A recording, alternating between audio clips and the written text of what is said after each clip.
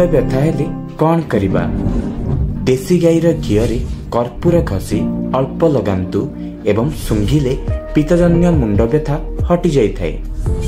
जो छोट पिला मानंकु सर्दी होई जाए नाकरु पानी बहु थाए तांकु सकाळु खाली पेटरे कम उषुम पानी दियंतु पीबा पई। नाक बोहिबा सर्दी काश छाड़ी जिवो।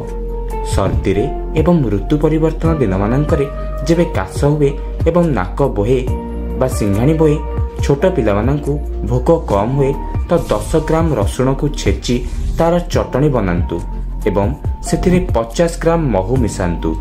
छोट पिलार बयस अनुसार 5, 7, 10 ग्राम पर्यंत चटांतु। यह द्वारा भोक लागिबो, सर्दी छाड़ी जिवो, नाक बोहिबा भी ठीक होई जिवो।